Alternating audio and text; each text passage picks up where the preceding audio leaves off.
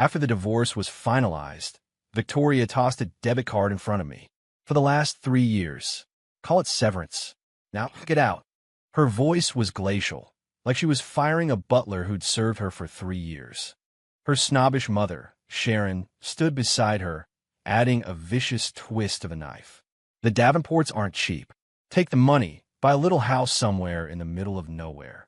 It's more than enough for someone like you to live on for the rest of your life. I didn't say a word. I just picked up the card and walked away. They both thought that without the Davenport money and influence, I'd crumble, that I'd come crawling back, begging for their scraps. 3 months later, Victoria's Porsche got stuck in a mud rut on a backwoods country road. When she, flustered and defeated in her designer suit and heels, finally found my little farmhouse, I was in the yard in a pair of cut-off shorts, giving my new family member, a big yellow lab mix, a bath with the garden hose. I named him Maverick.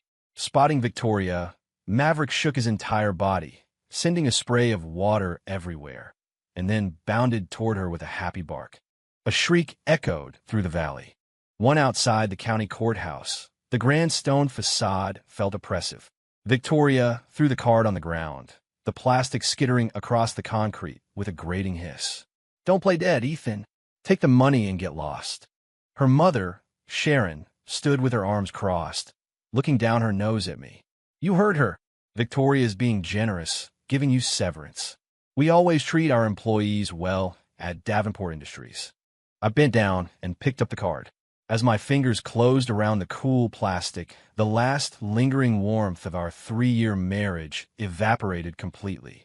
I didn't look at them. I just turned and walked away. Behind me, Sharon's voice followed, sharp and insistent. "Pathetic.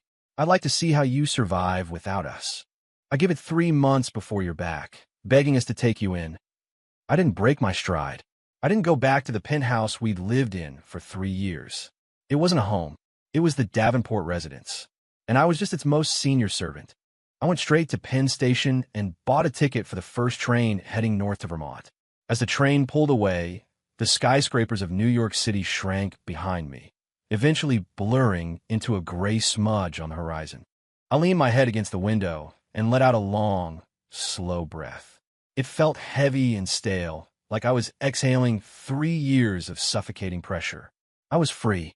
My hometown was all rolling green hills and clean air that smelled of pine and damp earth. I took a deep, greedy breath, feeling it cleanse my lungs. It was the first genuine smile I'd had in 3 years. Mr. Henderson at the old general store still recognized me. "Ethan, you're back. City life not all it's cracked up to be." "You said it, Mr. Henderson. It's good to be home."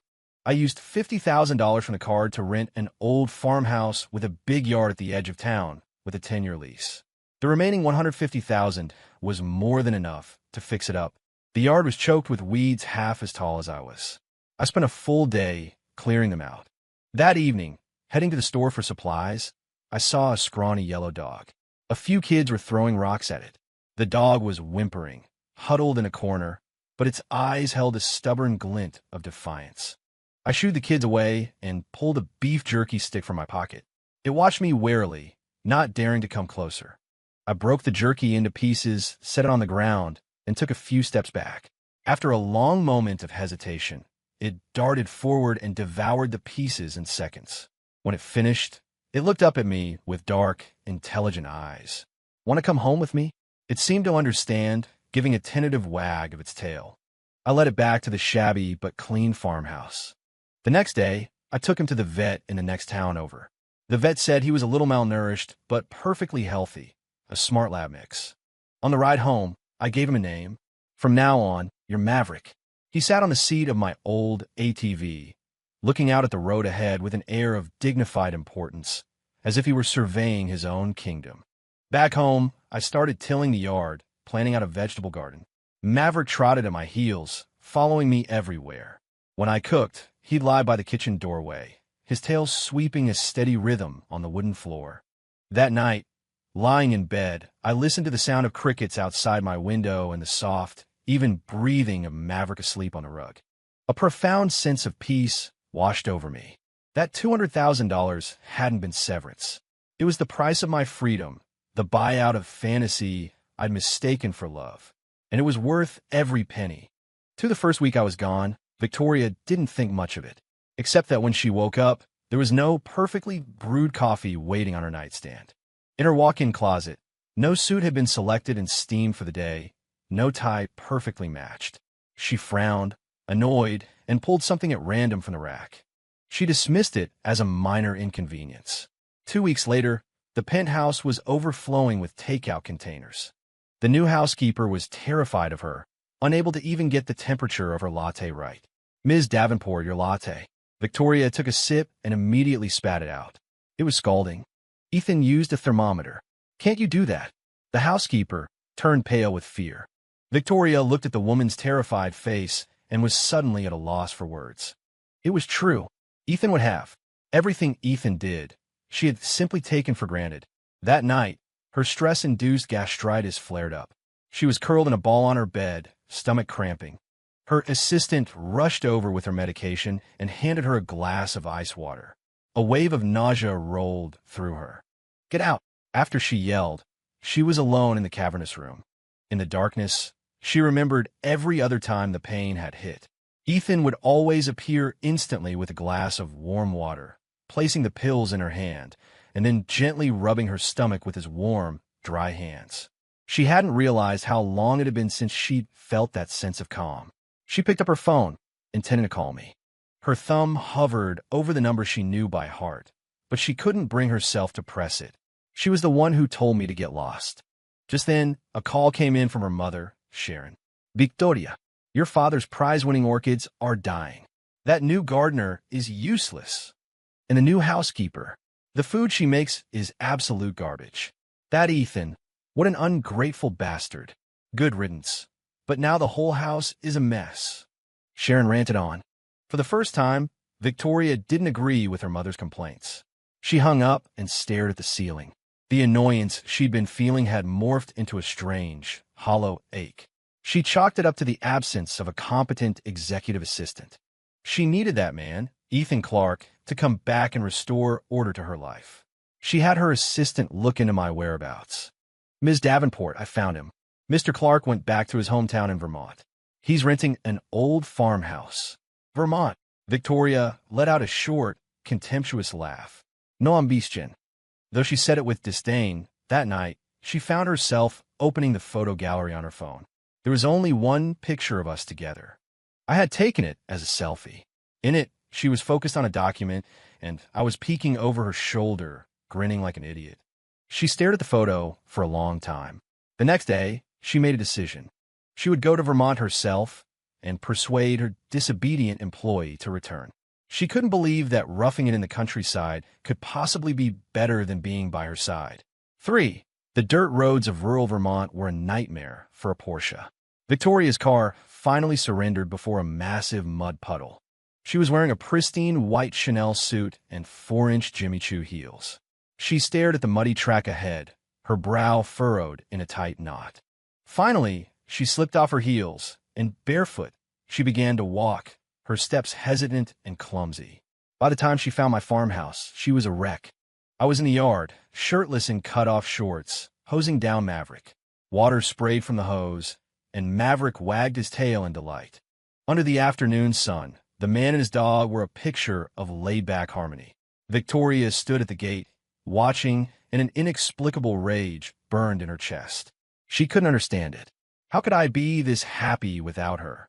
Without the luxurious life she provided? "Ethan." She pushed open the unlocked wooden gate, her voice laced with its usual tone of command. I turned at the sound of her voice. Seeing her there, I wasn't surprised at all. In fact, it was almost funny. "Ms. Davenport, to what do I owe the pleasure?" I turned off the hose and grabbed a towel to dry myself off. Maverick gave a mighty shake, slinging water and suds in every direction. He saw Victoria, a stranger in peculiar clothes. He figured she must be a new friend who'd come to play. With a joyful yip, he launched himself from a standstill. I didn't even have time to grab him. A perfect yellow arc of fur, mud, and dog shampoo sailed through the air and landed squarely on Victoria. "Aya!" A scream that could have shaken the leaves from the trees ripped through the quiet afternoon. Victoria stared down at the giant muddy paw print, surrounded by a spray of dirty water on her five-figure white suit. She was a notorious germaphobe. In that moment, her world seemed to crumble. My suit, my suit. She frantically tried to brush the filth off, only managing to smear it further. I bit back a laugh, strolling over to grab Maverick by the collar. Easy, boy. Don't scare our guest. I looked at Victoria with a mask of innocence. Sorry about that, Ms. Davenport. My dog's a little too friendly. He especially loves people in white. Victoria was shaking with rage, pointing a trembling finger at me, unable to form a complete sentence. You. Maverick, clearly not done playing, wriggled free and tried to jump up to lick her face in a show of affection. That was the last straw for Victoria. She shrieked, turned, and ran, abandoning her expensive heels. She fled without a backward glance. Her retreat was so frantic, she looked like she was being chased by ghosts. I watched until she disappeared down the road, and then I finally let myself roar with laughter. Maverick trotted over to my side, looking up at me with a "didn't I do a good job?" expression, his tail beating the air like a helicopter rotor. I knelt and ruffled his wet fur. Good boy, Maverick. You did great. You're getting an extra steak for dinner. The yard returned to its peaceful state. The sun was warm, a light breeze was blowing, and I felt better than I had in years. For after Victoria's hasty retreat, Sharon Davenport arrived the very next day. She pulled up in a black Mercedes, which stopped at the head of my lane. A driver opened her door. She stepped out, immediately pressing a silk handkerchief to her nose, her face a mask of disgust for the entire county. What a godforsaken place. It smells like a barn. She teetered down the gravel path in her heels and found my yard. At that moment, I was in the kitchen preparing Maverick's special dinner, minced chicken breast and vegetables over rice. The savory aroma filled the yard. Sharon kicked my gate open and stormed in. Ethan Clark, you think you've really grown wings, don't you? She stopped in front of me and, with a flourish, pulled a check from her Hermes bag, slapping it down on the stone patio table. $500,000. Take it. Come back with me right now and get on your knees and apologize to Victoria. I didn't even look up, continuing to dice a carrot. Sharon, if you have something to say, say it. Don't interrupt me while I'm making dinner for my son. So, Sharon's voice shot up an octave, painfully shrill. You call a stray mutt your son? Have you lost your mind? She was trembling with fury, slamming her Birkin bag on the table for emphasis. Look at you. You know better than the hicks who live here. Maverick, drawn by the smell of chicken, trotted out of the house. His eyes immediately landed on the bright orange, leathery, and apparently very chewable object on the stone table. To him, it was a brand new toy. He patted over silently, snatched the purse in his jaws, and turned to trot back to his dog bed. It happened so fast, Sharon didn't even process it. By the time she realized her bag was gone, Maverick was almost to his corner of the porch. Ah, my bag, my Birkin. A squeal worthy of a horror movie once again echoed through the valley. She lunged for it, but Maverick thought this was a new game of tug-of-war and immediately went into protect the toy mode. He pinned the bag under his paws, bared his teeth at Sharon, and let out a low warning growl. Sharon had never been this close to a growling dog in her life, and stumbled backward in terror. Ethan, do something about this damn dog. I calmly finished mixing Maverick's dinner, scooped it into his bowl, and set it down in front of him. The moment he smelled the food, he abandoned the unappetizing toy and dug in. Only then did I walk over and pick up the Hermes bag, now covered in drool and tiny teeth marks. I handed it to Sharon. Your bag, I believe. Sharon looked at her beloved, limited edition purse that had cost 6 figures and a place on a waiting list, now ruined. She burst into tears. My bag. Do you know how hard it was to get this? Clutching the slobbery purse, she ran out of the yard, wailing, looking for anyone to complain to. She ran right into Old Man Pete from the local radio station. Pete was just about to make an afternoon announcement. Sharon grabbed him, sobbing about her dog-mangled purse. Pete, a good-natured soul, immediately grabbed his microphone. Ahem. Attention, folks, attention. We have an emergency bulletin. A lady from the city has had her purse run off with by a dog. It's a, what's it you say? An Hermes bag. Orange in color. If anyone sees a dog carrying a fancy orange purse, please return it immediately.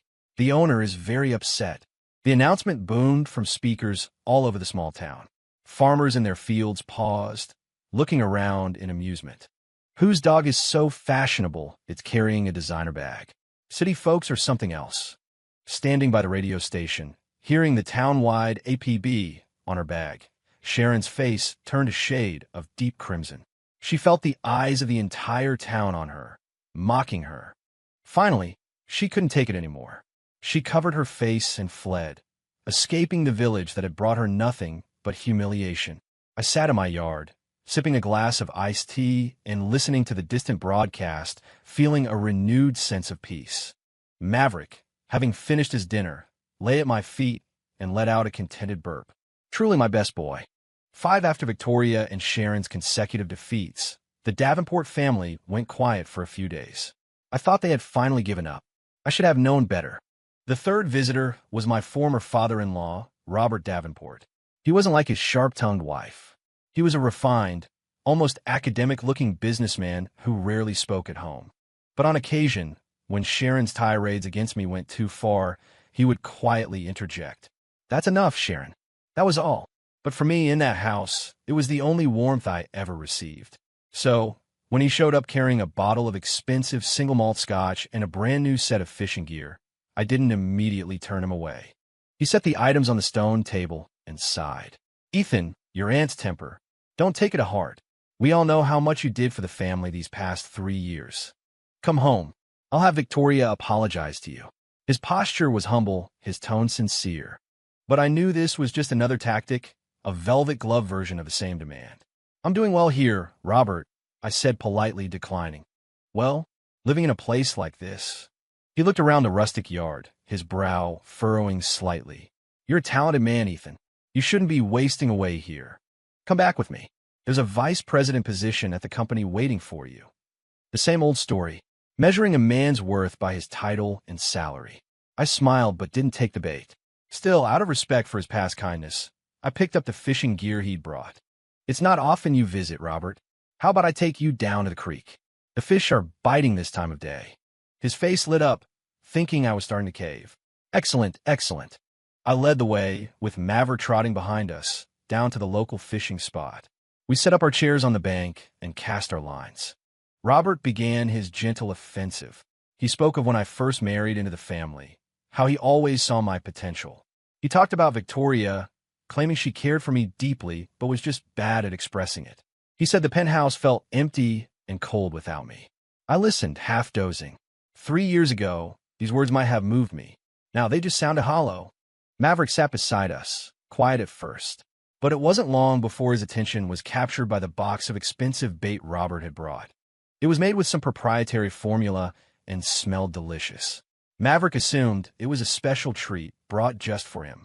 While Robert was busy waxing poetic about the good old days, Maverick crept over, and with one flick of his tongue, slurped up the entire contents of the box. By the time Robert noticed, the box was licked clean. My bait. That was custom-made. It cost a fortune. He shot up from his stool, pointing an accusing finger at Maverick. Maverick, thinking this was an invitation to play, let out a happy bark and bounded towards him. He just wanted to be friendly. But he forgot he was a 70-pound dog with a lot of momentum. The impact knocked Robert off balance. He stumbled, his foot slipped on a muddy bank, and splash. The impeccably dressed CEO of Davenport Industries, in a move completely lacking in grace, was neatly shoved into the creek. I couldn't help it. I burst out laughing. In the end, I was the one who had to pull him out of the algae-covered water. He was soaked to the bone, with a strand of seaweed dangling from his hair, shivering. That dog," he sputtered, pointing at the completely innocent-looking Maverick, too angry to speak. I handed him a towel, trying to suppress my grin. "The water's cold this time of year, Robert. You should probably head back and change." Watching his soggy, shivering figure retreat into the sunset, I finally felt completely and utterly relaxed. When we got home, I put an extra-large scoop of chicken in Maverick's bowl. "You're the best boy," I told him. "This family knows how to handle unwanted guests."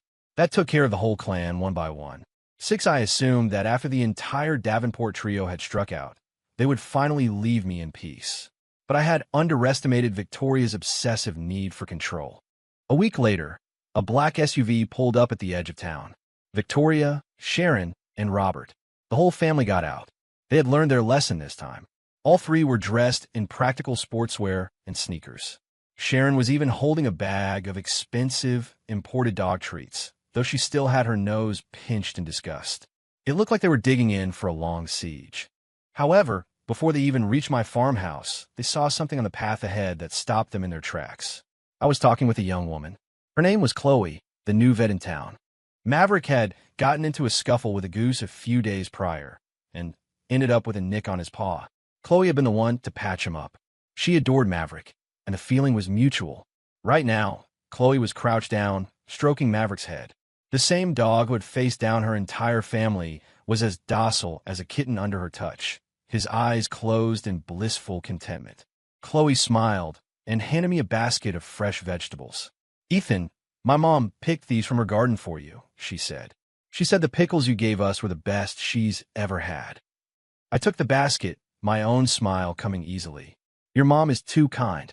If she likes them, I'll bring some more by. Tell her to come over for dinner sometime. Try my new strawberry wine." "I'd love that," Chloe replied, her eyes curving into happy crescents. Sunlight dappled through the leaves, casting a warm glow on us. A man, a woman, and a dog. The scene was as peaceful and perfect as a painting, and it was all witnessed by the Davenport family from a distance. Victoria sat in the car, staring through the window, her gaze fixed on the smile on my face. It was a kind of smile she had never seen on me before. Genuine, light, and full of joy. She felt a sharp, stabbing pain in her chest. Sharon, beside her, was ready to explode. "Well, just look at him. What is the meaning of this? It's barely been 3 months, and he's already shacking up with some country girl. He's doing this just to spite us." She threw her door open, ready to march over and confront me. Robert grabbed her arm, pulling her back. "Do you want to humiliate yourself even further?" He looked at me in the distance, his expression complicated. He let out a sigh. "He looks happier than he ever did with us." That one phrase, "happier than he ever did with us," was like a dull knife twisting in Victoria's heart. It was true. He was happy. He was wearing a plain t-shirt, a relaxed smile on his face, laughing with another woman. The dog at his side was calm and content. The very air around him seemed to hum with freedom and ease. For the first time, Victoria was forced to confront a reality she had refused to accept. Ethan wasn't just trying to make her angry. This wasn't some calculated move to win her back. He had genuinely started a new life. A life where there was no room for her. A terrifying, unfamiliar panic seized her heart. She realized, truly losing him. Spurred by that painful, idyllic scene, Victoria did something no one expected. She sent her parents home and stayed behind. That afternoon, she appeared at my gate once more. This time, there was no designer suit, no air of corporate authority. She wore a simple track suit, her face pale and etched with a fragile, uncharacteristic vulnerability. "Ethan," she stood at the entrance, not daring to step inside. Can I stay here? Just for a few days." I was turning over the soil in my vegetable patch. I stopped, resting on the handle of my shovel. I looked at her, the absurdity of the request hitting me. "Are you confused, Victoria? This is my home, not your countryside retreat." I pointed to the deluxe doghouse Maverick had recently claimed. "There's only one spare bed. You could try negotiating with him." Victoria's face flushed, then paled. She took a deep breath, as if swallowing a mountain of pride. "I can help. I can work." She stepped into the yard and looked at the patch of earth at my feet. I can help you with this." I almost laughed out loud. "Can you, though?" I casually offered her the shovel. "All right, you can start by turning over this section." Victoria stared at the heavy tool, then at the hard-packed dirt, completely lost. She tried to imitate my posture, lifting the shovel and bringing it down with all her might. It barely scratched the surface. The impact, however, sent a painful jolt up her arms. I ignored her and went to the coop to collect the morning's eggs. Undeterred, she spotted the chives I had planted in a corner. "I'll help you harvest." She ran over, knelt, and pulled up a large handful. She presented them to me like a trophy. "Ethan, look." I glanced at what she was holding. "Victoria, those are weeds." She froze. I pointed to the chicken coop. "Fine. Go feed the chickens. The feed is in that bin. She seized the opportunity like a lifeline and rushed to get the feed. But the moment she scattered the grain inside the coop, the big rooster, the undisputed king of the yard, charged out, making a beeline straight for her. Victoria had never been charged by anything other than a bull market. She shrieked and ran around the yard in a blind panic. "Ah, help me. It's pecking me." Maverick, who had been napping on the porch, was startled awake by her screams. Seeing the woman, who he probably still vaguely considered a person of interest, running happily around the yard, he assumed it was a new and exciting game of chase. He barked with delight and joined the fray. He weaved around her feet, occasionally nudging her calf with his head. Already panicked, this final, friendly intervention was too much. Victoria's feet tangled, and she tumbled spectacularly into a freshly watered vegetable patch. When she finally pushed herself up, she was covered head to toe in mud. Her face, her hair, her clothes, everything was caked in wet soil. I stood on the porch, holding a basket of eggs, my face a mask of neutrality. She looked at me, her eyes welling up, and then she started to cry. It wasn't a silent, dignified tear. It was a loud, messy, soul-wrenching sob, full of humiliation and frustration, like a child who had suffered the world's greatest injustice. I walked over and handed her a clean towel. "You know, Victoria, I used to think the city was a complicated place. Turns out the country is just as messy. You should go home. This place isn't for you." My voice was calm, devoid of any emotion. Victoria looked at my cold, impassive face, then at Maverick, who was sitting nearby with his head cocked, tongue lolling out, the picture of innocence. In that moment, every last shred of her pride and composure shattered into a million pieces. Victoria didn't leave. Wiping her muddy face with the towel I'd given her, she looked at me with a desperate, final stand sort of defiance. "I'm not leaving. Ethan, unless you physically throw me out, I'm not leaving." I looked at her dirt-streaked face and her red-rimmed, stubborn eyes, and for the first time, I felt a twinge of a headache coming on. The same ruthless tenacity she used to close deals in the boardroom, she was now applying to squatting in my farmhouse. I was too tired to argue. "Fina, suit yourself." I pointed to the spare guest room. "Just don't get mud on the sheets." With that, I went into my own room and shut the door. That evening, I made dinner: braised short ribs, a perfect tomato omelet, a fresh cucumber salad, and a pot of chicken soup. Simple, classic comfort food. I served 2 plates, one for me, and one for Maverick, whose portion was topped with extra chicken. Then, right in front of Victoria, I took all the leftovers and scraped them into the compost bin.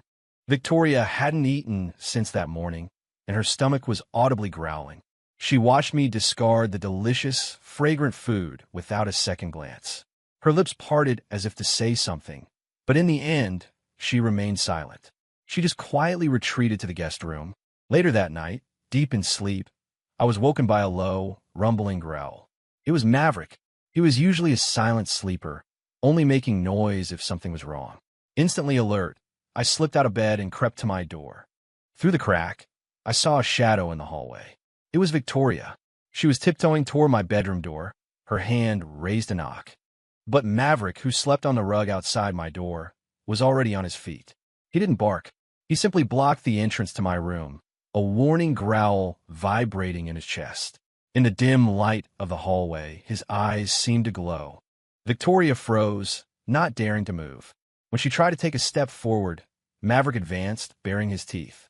When she tried to retreat to her room, he shadowed her, herding her backward until she was pressed against the far wall of the hallway. Then, like the most diligent security guard, he sat down a few feet away from her, watching her every move. And so Victoria spent the entire night standing in the corner, wearing only a thin silk pajama set. Every time she tried to move, a low growl from Maverick pinned her back in place. The next morning, I opened my door to this bizarre scene. A shivering, pale woman pressed against the wall, and a large, happy dog who, upon seeing me, began wagging his tail furiously, his face a perfect picture of "Aren't I the best boy?" I understood immediately. I walked over and scratched Maverick behind the ears, praising him with genuine sincerity. "Good job, buddy. You're in charge of security from now on." Victoria just stared at me, her lips trembling, unable to say a word. I had a feeling it was the longest, most terrifying night of her 27 years.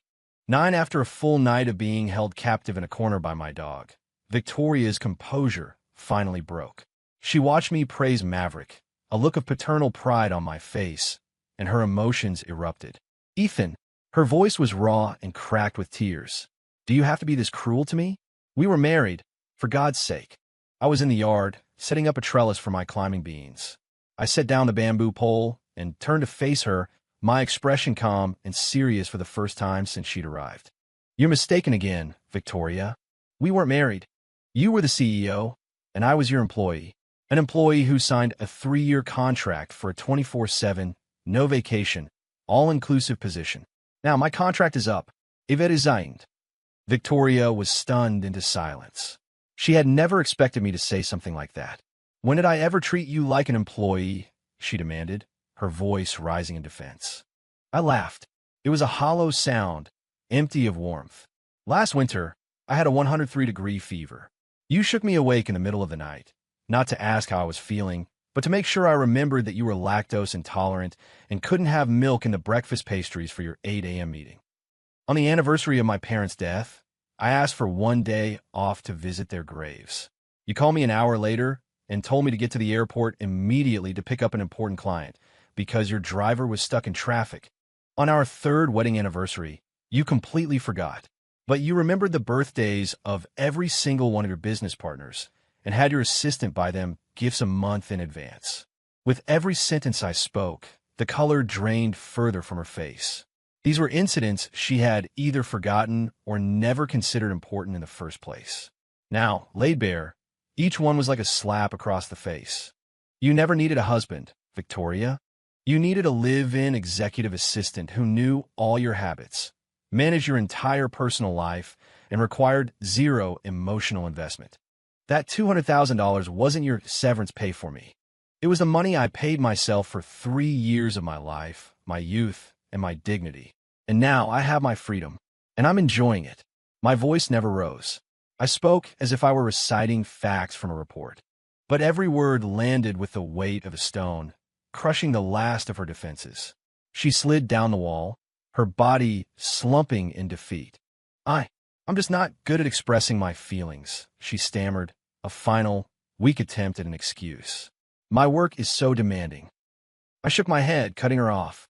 "Look, Victoria." I pointed down at Maverick, who was sitting at my feet. "He can't talk, but when I'm tired, he knows to come over and rest his head on my lap. When I finish cooking, he's the first one there, wagging his tail. And when he senses a threat, he stands in front of me." As if on cue, Maverick nuzzled his big, furry head against my leg and looked up at me with a soft woof. I looked back at the broken woman on the ground and delivered the final blow. There's a difference between not being good at something and not caring. You're not bad at it, Victoria. You just never, ever cared. With that, I turned my back on her and went back to building my trellis. Behind me, I could hear the sound of her finally, hopelessly breaking down in sobs. 10 in the end, Victoria left. I called the town's taxi, a guy with a pickup truck, to escort her to the bus station.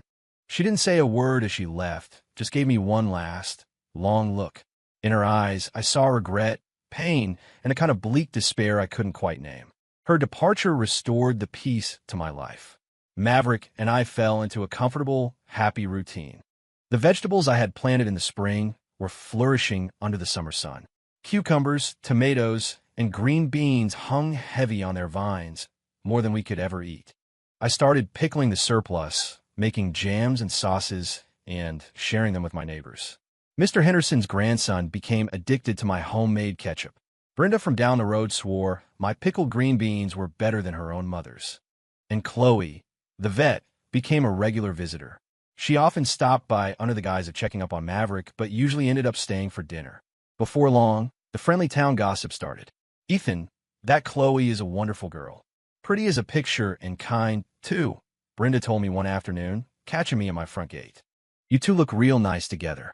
Chloe, who had just arrived with a bag of fresh fruit, heard the comment and blushed to the roots of her hair. "Oh, Brenda, don't be silly," she mumbled, but she shot a quick, hopeful glance in my direction. I felt a little awkward myself, but deep down, a pleasant, unfamiliar warmth was spreading through my chest. It was the long-forgotten feeling of a new beginning. That fall, the town held its annual harvest potluck on the community green. Every family brought their best dish. My cooking had earned me a local reputation, and I was voted one of the head chefs, tasked with making a few of the main courses. I tied on an apron and got to work at one of the large barbecue pits, sautéing, grilling, and seasoning with a fluid confidence.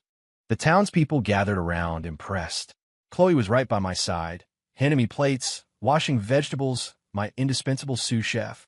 The way she looked at me, her eyes sparkling with admiration, made my heart beat a little faster. "You're amazing, Ethan. You can do anything," she said quietly. "Whoever ends up with you is going to be the luckiest person in the world." I just smiled at her, my heart feeling full. Into this scene of warmth and community, an out-of-place Porsche Cayenne rolled to a stop at the edge of the green. The Davenport family, uninvited, had returned. Dressed in their expensive, tailored city clothes, they looked like actors who had wandered onto the wrong set.